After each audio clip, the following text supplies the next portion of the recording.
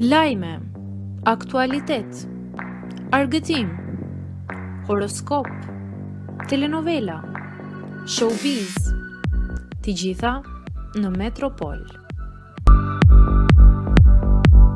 Bëni subscribe në faqen Metropol. Beatrixës i kanë thyrë xhamat e makinës në kohën e bigut të saj, Ariola flet dhe na habit. Aktoreja e njohur Ariola Demiri ka qenë e ftuar së fundmi në një emision se kush ka humbur më shumë nga formati i famshëm dhe kush ka fituar. Kjo ishte tema pra.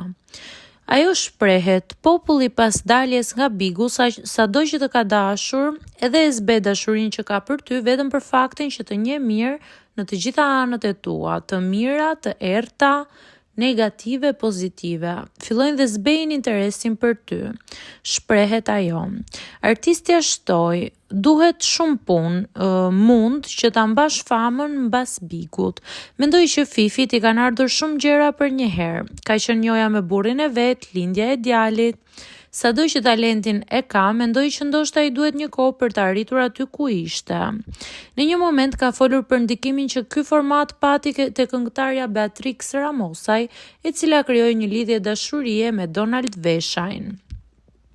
Trixa është një njeri shumë i ndjeshëm, duke marrë parasysh se nëna e ka rritur si lule mos më prek, me thënë të vërtetën. E gjitha ajo trysni, ai presion, akuzat, komentuesit, njerëzit që e bombarduan Trixën në një mënyrë të frikshme, saqë i kanë thyrë xhamat e makinës, kanë shpuar gomat.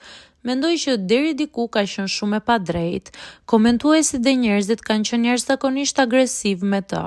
Mendoj që një nga arsyet kryesore për të lënë Shqipërinë dhe për të ikur në Amerikë ka qenë kjo trysni e frikshme ndaj Trixës, familjes së saj dhe gjithë rrethit të saj të ngushtë.